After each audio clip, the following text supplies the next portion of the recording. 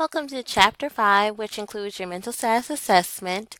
And this will gear towards the psychological part of your physical assessment. Yes, we always talk about the hands-on part, but we don't want to forget the psychological part, which would include possible emotions or other reasons why someone might not have been taking care of themselves. So we'll be going through this PowerPoint. I will not go through slide by slide. I may actually skip over some slides, but I will point out the relevant pieces that should be understood and reviewed from you. And it just talks about the mental status in general, because remember we talked about several areas of what health is composed of, and the mental piece definitely is a piece that ought to not be missed. Mental status includes emotional and cognitive functioning. Mental disorder is a significant behavior or psychological pattern associated with the following. As you can see, there's certain pieces of criteria that would need to be met to be diagnosed as having a certain mental disorder. Going back to some of the PowerPoints that we looked at last week, we talked about a book called the DSM-5, which has a clinical component of how primary care providers do diagnose individuals with mental disorders based on what they're currently presenting with or what they had been presenting with, to build that criteria in that diagnosis. Organic disorders due to brain issues, delirium, dementia. Those are a few things that you might come across in your patient population.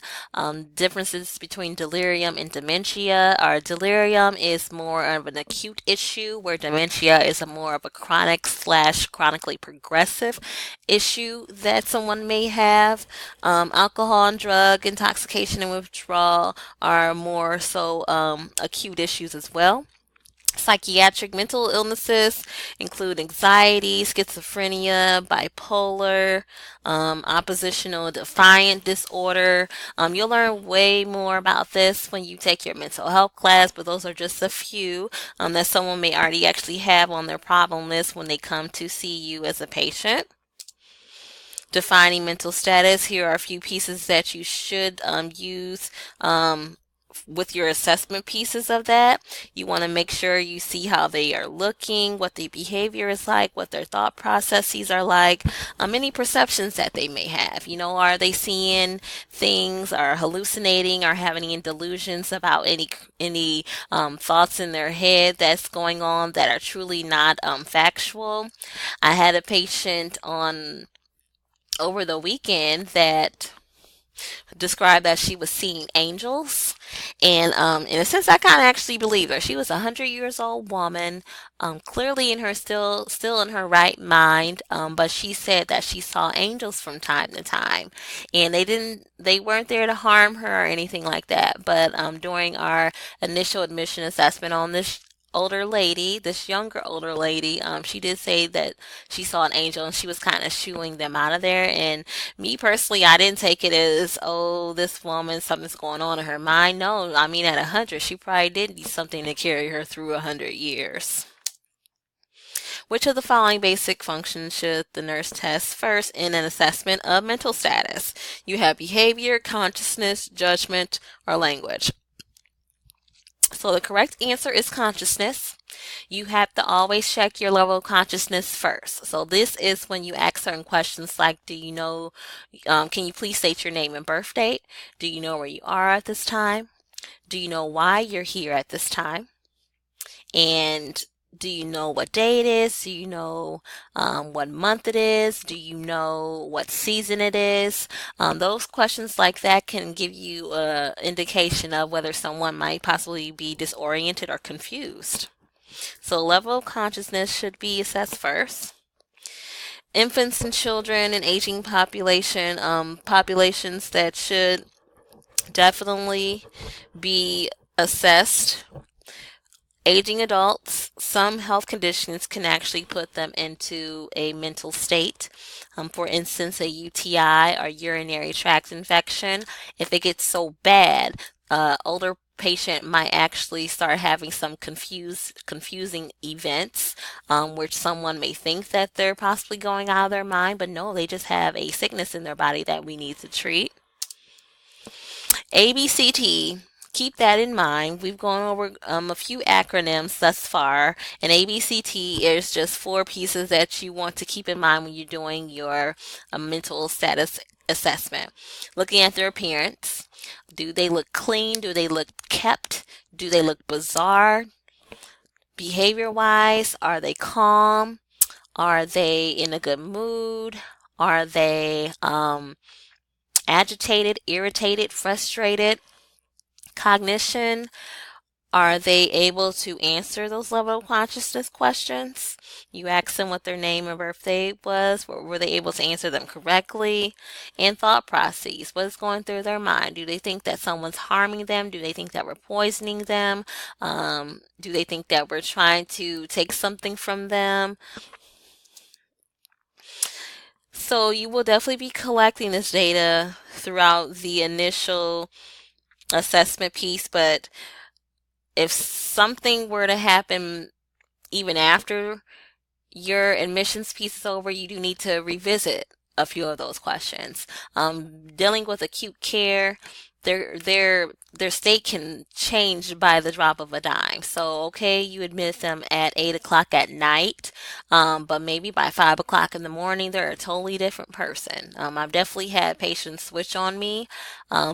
Maybe I've left them a day and came back the next day and they were in restraints or something like that because something happened where they became very confused or violent or whatnot. So those are also some things you need to be kind of eerie of when you're doing your assessments. That's not the only assessment you're going to do. You got to remember that you're going to be doing periodic assessments.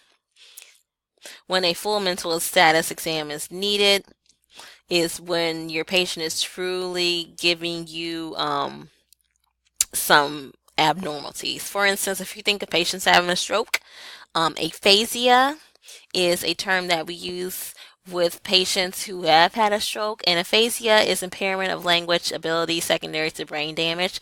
So, for instance, how we test aphasia is we show patients a sheet with several pictures on them, and the pictures include a key, a glove, a chair, a hammock, a cactus, and when we point at the object on the paper, the patient would say what that object was. Now, if they were aphasic, they might appear to know what it is, but they cannot verbally say what it is on the sheet of paper.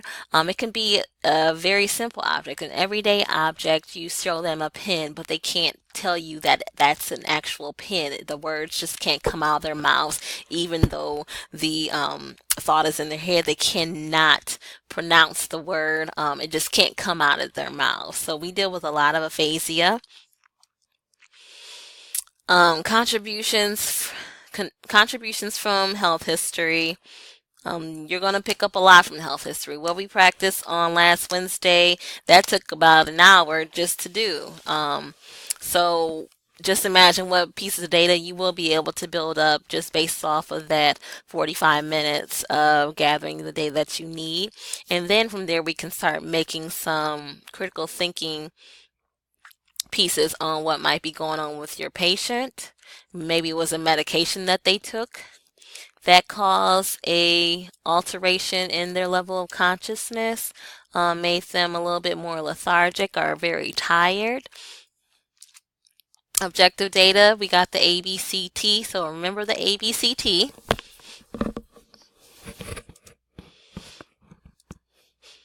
And appearance, just how they look. Dress is important as well. Appropriate for setting, season, age, gender, and social group. I have unfortunately seen some older women just like they're in their teen years. Maybe they're having some thoughts of regression back to those earlier years. Maybe they're going through a midlife crisis. I have no idea, but you would want to make note of that. You definitely could. Grooming and hygiene. And when I was an instructor in mental health, what I was told by some of the healthcare workers that worked in that setting is that hygiene is usually the first thing to go. Clearly, when you have an addiction, when you're hearing voices and those voices may be saying harmful things to you, I mean, you're not concerned about going to jump in the shower and look fresh and look clean. So I was actually told that the hygiene might actually be the very first thing to go if someone does have a mental condition. Level of consciousness, already spoke of that. Speech, how they articulate, are they just mumbling off words? Do the words even make sense to the conversation that's currently going on? The pace of the conversation, is it belligerent? Is it super fast where you can't hardly understand them and you can tell their mind is just going a million miles an hour? Moon affect or in affect, how do they feel today, how do they look today, like are they talking to you and seem within the moment enthusiastic, or do they just have a very flat face, doesn't appear to be enjoying anything about life? Orientation, I already mentioned about asking about person, place, and time. We do add on a fourth one, situation in the hospital. So we then say the patient is learning oriented times 4, but otherwise you might see documentation of a learning oriented times 3, meaning that the patient knows their self, they know where they are, where they live, and they know the day of the week, date, year, or season. Attention span, you want to make sure of that as well. Um, if it's not very long or duration that's needed for the assessment, then you may have to make some adjustments when you're asking certain questions. You may actually want to ask some close-in questions for them. Recent memory, 24-hour diary recall is actually a good screening tool to use for recent memory. Remote memory is lost when cortical storage area is damaged. Alzheimer's dementia patients are probably one of the ones who unfortunately will have to deal with this. Here's just a screening test that you can use in regards to memory, the 4-letter words. Here's a few pieces of medical terminology that are used. Aphasia, remember that's a big one, with the loss of ability to speak or write coherently. Word comprehension, reading, writing, these things can definitely be affected if there's a traumatic brain injury or a stroke. Higher intellectual function tests, IQ tests. Their ability to judge can also be tested as well. Just making sure that they're making the best decisions that they can for them health can sometimes be observed. Thought processes and perceptions. Again, the woman who said she was seeing angels, I believed her, but you will meet people who you obviously know there's not a million spiders crawling on the floor, on the ceiling. And you do just kind of have to bring them back to reality. I'm sorry, ma'am, or I'm sorry, sir. I do not see what you see. You can definitely present it in that way. Suicidal thoughts, definitely a red flag. If they mention anything about harming themselves, harming others, physician definitely needs to be made aware. Even those kind of subtle thoughts that someone may have that they just happen to verbalize, the physician does need to be made aware of that, and they will need to be put on suicide watch. Mini mental state exam is a screen that can be used for dementia and delirium patients. And again, delirium is more acute. You might see delirious patients coming in because maybe they went through a traumatic event, or maybe they took a medication that just totally took them out of their mind, whereas dementia is a more chronic progressive disorder that can occur in life.